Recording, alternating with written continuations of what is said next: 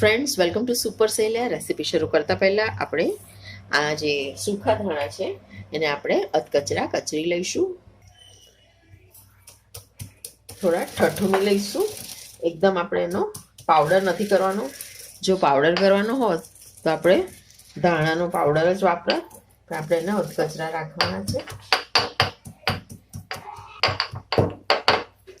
તો આ રીતે દરદરું પીસાઈ ગયું છે. Hello friends, welcome to my channel super સહેલિયા. Friends, આજે હું તમારી સાથે એક પહાડી સબ્જી શેર કરવા જઈ રહી છું. આ શાક તમે રોટલી, ભાખરી, પૂરી કે પછી ખાલી રાઈસ બનાવીને સાથે સર્વ કરી શકો છો. ખૂબ જ ટેસ્ટી લાગે છે અને રોજ આપણે જે ખાઈએ છીએ એના કરતાં કંઈક નવું લાગે છે. તો એના માટે આપણે બેઝિક ઇન્ગ્રીડિયન્ટ્સ લીધા છે. એ છે ડુંગળી, બટાકા, એક નંગ આખો મૂળો લઈશું, નાના હોય તો 2 લેવા, ધાણા ગાર્નિશિંગ માટે, ટામેટા, લીલા મરચાં, આદુ, આખા ધાણા લઈશું, સરસો લઈશું, આ પીળી સરસો છે, અને લસણ લઈશું. બીજા બધા મસાલા આપણે લકડિયાના ડબ્બામાંથી યુઝ કરીશું. તો સૌ પ્રથમ હું બધા વેજીસને છોલી લઉં અને પછી આપણે રેસીપી શરૂ કરીએ. તો બટાકા છોલાઈ ગયા છે, ડુંગળી છોલીને મેં કટ કરી લીધી છે આ રીતે, મૂળો પણ છોલીને 2 પીસમાં કટ કરી લીધો છે, ધાણા ધોઈ લીધા છે. તો હવે આપણે રેસીપી શરૂ કરીએ બનાવવાનું. તો એના માટે સૌ પ્રથમ આપણે એક ખલ લઈશું અને ખલમાં આપણે એડ કરીશું પીરી સરસો. હવે એને આપણે બટ્ટાથી સરસ પીસી લઈશું અને હવે થોડું એમાં પાણી એડ કરી અને એક સરસ પેસ્ટ રેડી કરી લઈશું. તો તમે જોઈ શકો છો પેસ્ટ આપણી સરસ રેડી છે. તો આપણે એને હવે એક નાના બાઉલમાં કાઢી લઈએ. તો આ રીતે આપણે સરસોની પેસ્ટ રેડી કરી લઈશું. હવે આ જ ખલમાં આપણે એડ કરીશું લસણ, આદુનો 1 ઇંચ ટુકડો અને 3 થી 4 લીલા મરચાં. એને પણ આપણે સરસ કચરી અને એને પણ આવું દરદરું પીસીને રેડી કરી લઈશું. તો હવે આ જ બટ્ટામાં આપણે 2 મૂળા એડ કરીશું. મૂળાને પણ આ રીતે અધકચરા કચરી લઈશું. મૂળા સરસ આપણા કચરાઈ ગયા છે. તો મૂળાને આપણે કાઢી લઈશું અને એમાં આપણે એડ કરીશું 2 કાચા બટાકા, એક પછી એક એડ કરીશું ને એને પણ આ રીતે કચરી લઈશું. તો તમે જોઈ શકો છો બટાકા પણ બંને કચરાઈ ગયા. તો બટાકાને પણ આપણે આ રીતે કાઢી લઈશું અને હવે આપણે એમાં એડ કરીશું ડુંગળી. તો આ રીતે કટ કરીને ડુંગળી એડ કરીને એને પણ દરદરી પીસી લઈશું. તો ફ્રેન્ડ્સ, તમે જુઓ છો કે બધું જ આપણે જે મસાલા કે જે બી ઇન્ગ્રીડિયન્ટ વાપર્યા છે બધા જ ખલબટ્ટામાં કચરીને વાપરીએ છીએ. તો હવે એમાં આપણે ટામેટાં પણ આ જ રીતે અધકચરા કચરીને રેડી કરી લઈશું. તો ફ્રેન્ડ્સ, તમે જોઈ શકો છો બેઝિક તૈયારી આપણી બધી થઈ ગઈ છે. આલુ એટલે કે બટાકો, ડુંગળી અને ટામેટું, મૂળો બધું કચડી લીધું છે. ધાણા અધકચરા કચરી લીધા છે. આદુ, લસણ અને લીલા મરચાંની પેસ્ટ બનાવી લીધી છે દરદરી, અને આ પીળી સરસો પણ આપણે સરસ કૂટી લીધી છે. તો ચાલો હવે આપણે વઘાર કરીએ. તો એના માટે આપણે એક કઢાઈ લઈશું ને એમાં આપણે લગભગ 5 થી 6 ચમચી જેટલું તેલ એડ કરીશું. તેલ ગરમ થાય એટલે એમાં જીરું એડ કરીશું.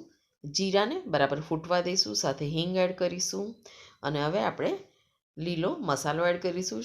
આદુ, લસણ અને લીલા મરચાંનો દરદરો કચરેલો, એને પણ થોડીવાર આપણે આ રીતે ફ્રાય કરીશું જેથી મસાલો સરસ શેકાઈ જાય.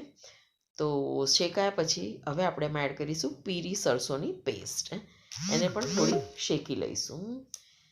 તો મસાલો આપણો સરસ શેકાઈ ગયો છે, સ્મેલ આવી છે. એમાં આપણે દરદરા કૂટેલા ધાણા એડ કરીશું, એને પણ થોડીવાર શેકી લઈશું.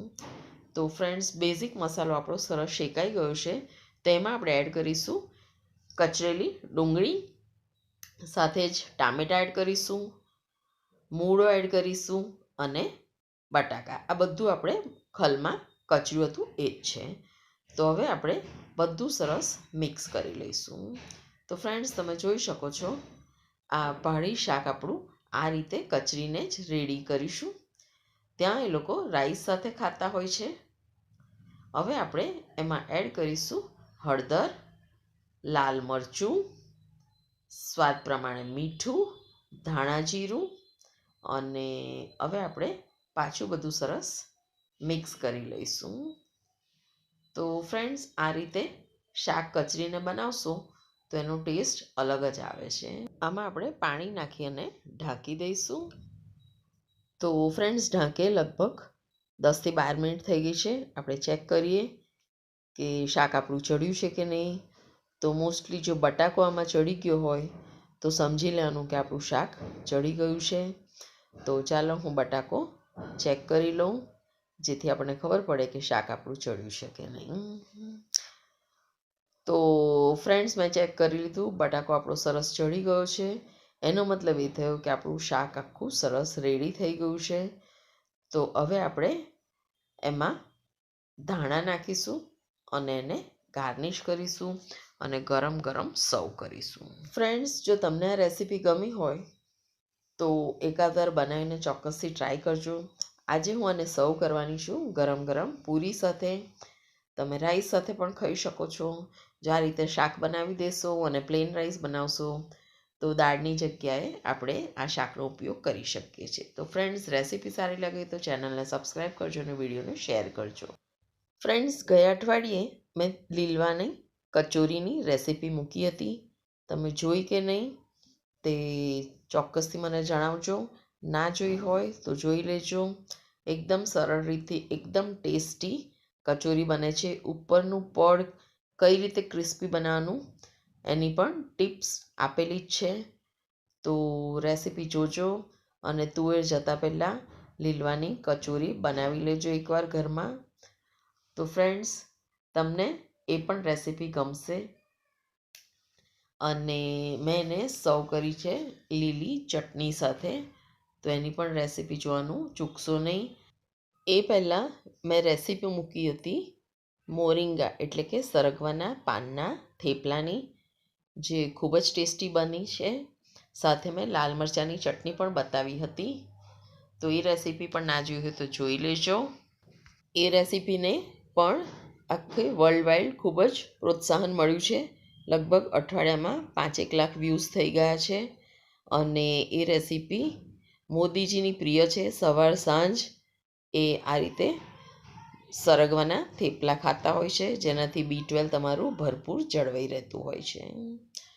તો એ રેસીપી જોવાનું ચૂકશો નહીં. અને સાથે ટિપ્સ પણ આપી છે, તો એ પણ જોતા રહેજો. તો ફ્રેન્ડ્સ, નવી વિડીયોમાં ફરીથી મળીશું. Till then, good bye. Thank you friends. Keep watching super સહેલિયા.